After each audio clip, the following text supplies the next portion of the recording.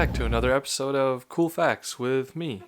Today we're taking a look at one of, if not the most popular modern supercar of our time. It's the car that hit the market hot and changed its brand forever. It's also the car of choice for none other than Tony Stark. Today we're looking at the Audi R8.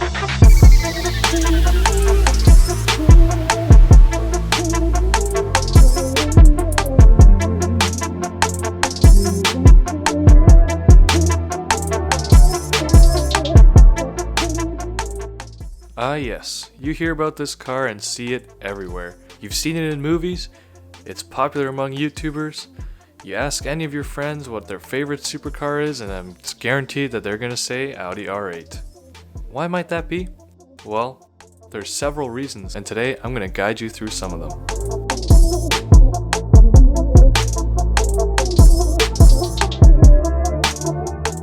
The engine. It's the heart of any automobile and it can make or break the success of that car. Many cars come with a selection of engines. Any size or configuration from a 3-cylinder hybrid to a W16 quad turbo is fair game. What about the Audi R8? When the R8 first came out, it had a 4.2 liter V8 and later a 5.2 liter V10. And apparently there was a concept version in 2008 that was powered by a TDI diesel V12. Yeah, that's kind of crazy. Man, I thought a Jetta TDI was kind of loud.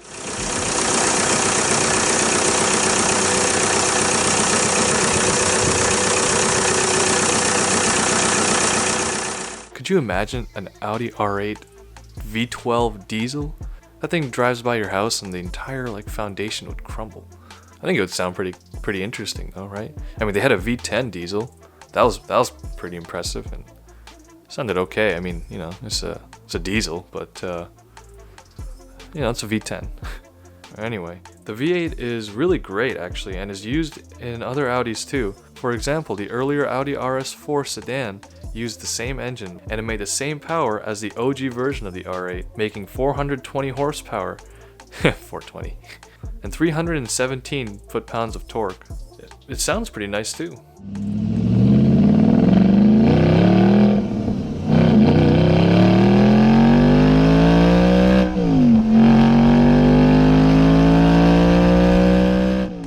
However, the V10 is even better. It was introduced in 2010, and the earlier V10s had 525 horsepower and 391 foot-pounds of torque.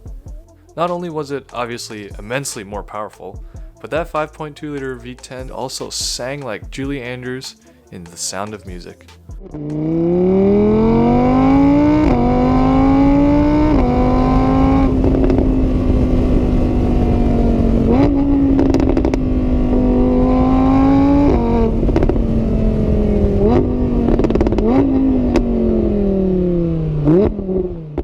How many road cars that you know have V10s today? Or ever even have?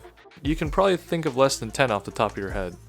I'm going to try that right now. So we have the Audi R8, the Lamborghini Huracan, the Lamborghini Gallardo, the Lexus LFA, the Dodge Viper, BMW M5.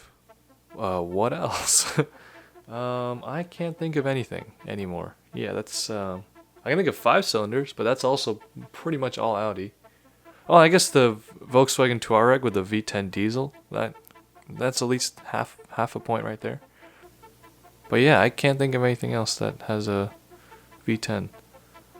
Anyway, in the newest iteration of the R8, the 2020 model, it cranks out a hearty 562 horsepower and 406 pound-feet of torque. However, the top dog R8 Performance makes 602 horsepower, a 40 horsepower increase.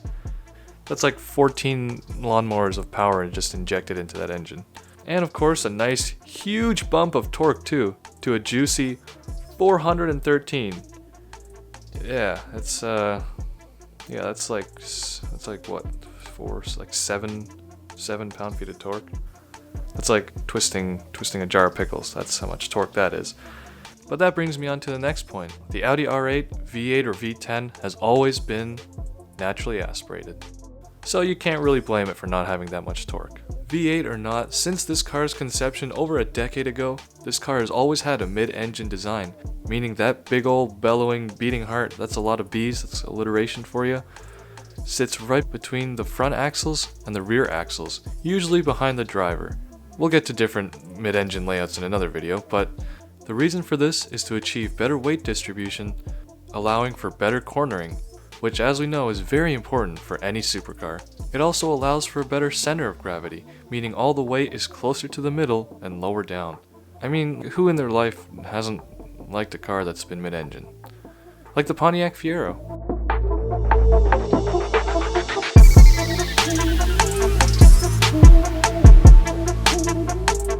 Generally speaking, around the world, a car's performance will be tested using some sort of set system. Acceleration is rated with a 0 to 60 time. Now that's 0 and 60, that's the speed of the car. Acceleration is rated at how long it takes for a car to go from a complete standstill to 60 miles per hour.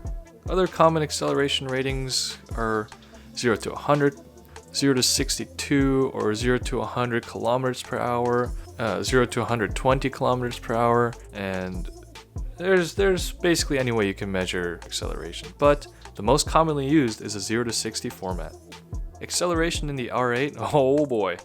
Although the original V8 R8 stands at a quick time of 4.1 seconds, which is very fast even for today's standards, with the old V10 shaving off half a second at 3.6 seconds, which is even faster. The new V10 is it's a different story. When the V10 Plus variant hit the market in 2017, it annihilated those times set by earlier models, and it slammed down a crowd-silencing figure of 2.6 seconds. People, that is extremely fast, like really fast.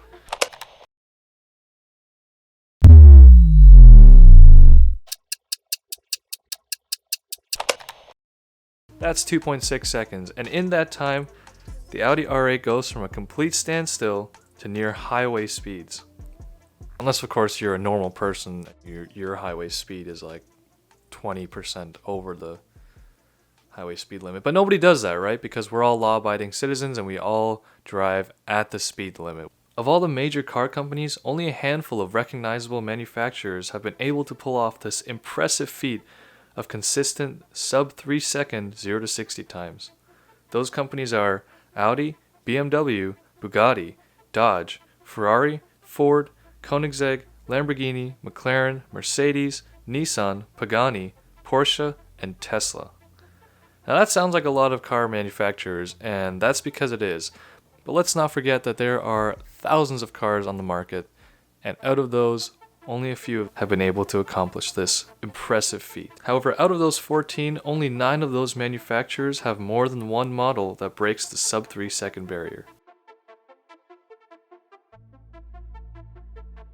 And also, Volkswagen owns 4 of those companies. So yeah, do with that what you will.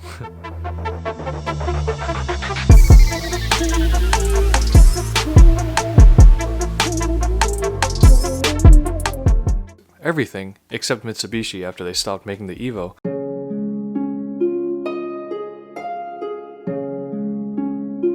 Has a purpose in life.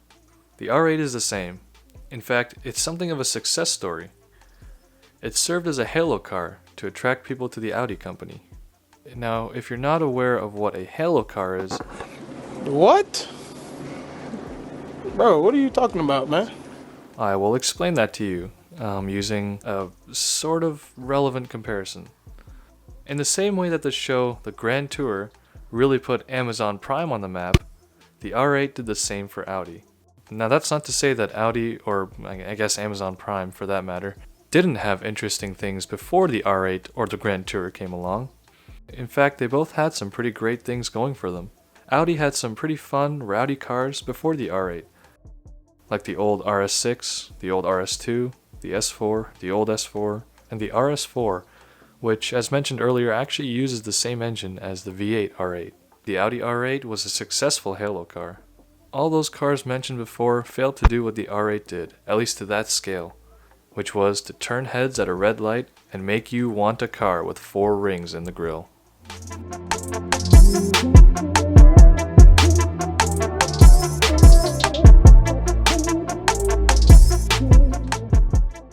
We know that the Audi R8 is a very popular car among even non-car people.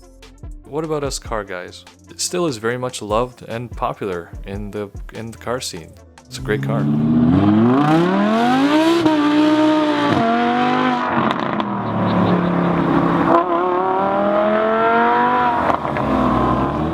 The R8 is a everyday hero kind of car, sort of. The attainable supercar.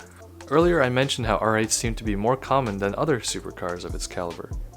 Even in today's car scene, it's still true. For those looking for a midway point between fun cars and supercars that won't completely drain your bank account, the old R8 is a default option.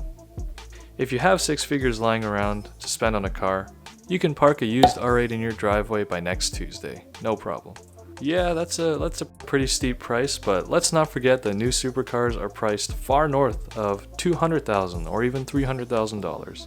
And because there's such a variety of customers buying out these new and used Audi R8s, the R8 is a car that you can spot on the road with modifications ranging from absolutely none to full wide body and twin turbo rear wheel drive swap.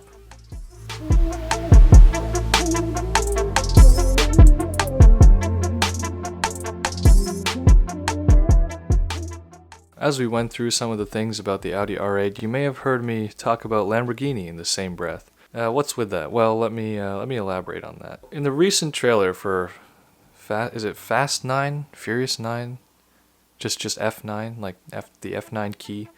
In the recent trailer for the 9th installation of the Fast and Furious franchise, which actually I think it's actually the 10th because Hobbs and Shaw came out, but I think that was a spin-off, so I don't think that's.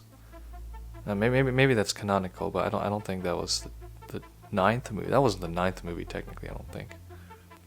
Anyway, this movie, the new movie with Vin Diesel, yeah, that one. John Cena's character, whose name I don't know. I don't think they say it, but if they do, I just forgot about it. Jacob is. But anyway, John Cena's character is revealed to be Dom's brother. If John Cena is the Audi R8, Dominic is the Lamborghini Gallardo, or Huracan for the newer R8. In case you didn't know, Lamborghini is owned by Audi, which is owned by VW, who also owns like 7 other car companies. In both generations of the R8, they use the same engine as their Lamborghini counterpart, and even the same transmission. However, the Lambo has more power because of course it does. It's Italian. It has to be faster than everybody. It's a Lamborghini. The Lamborghini and the Audi are 2 sides of the same coin. If you want to throw a little personification in there, the Lamborghini is obviously more shouty and aggressive and Italian and likes to sneak out late at night, whereas the Audi is a calm down, linen shirt wearing law student at Harvard. But in the end, they both like to show you a good time. Oh my god! Okay, it's called thrust mode. Yes, it is. Sorry, I got excited. Audi R8 V10 performance with launch control. Oh my god, this is fast. That sound. Yeah.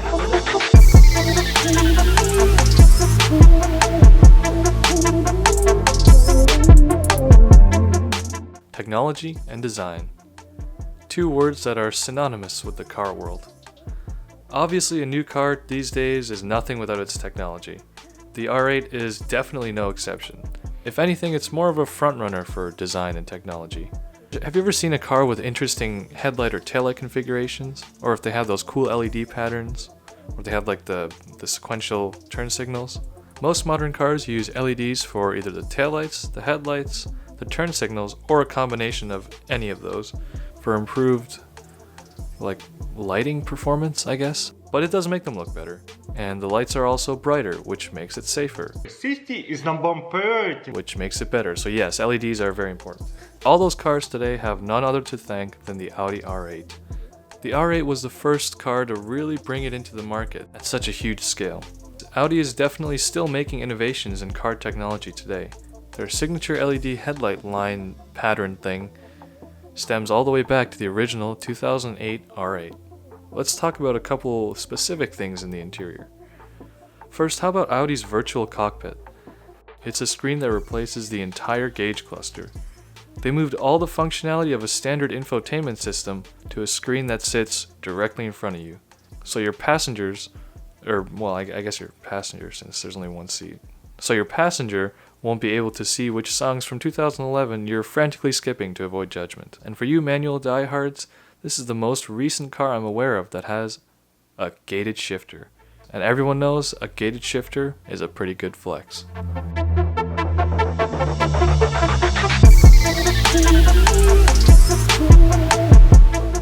And thus we've come to the end of another cool facts video. I know, it's really sad. Did you learn something new? Don't kid yourself, you probably did. That's been it for me. Hopefully now, whether you liked the R8 before or not, you like it now. So now, all you casual car fans, whenever someone asks you what your dream car is and you say the Audi R8, when they ask you V8 or V10, you can say with full confidence, what kind of a nerd knows the answer to that question? Put your sunglasses on, turn around, and walk away, because you're above people like that who know everything about cars. That's gonna wrap it up. I hope you have a good day or a good night, whatever time of day it is for you. And I'll see you in the next video. Bye!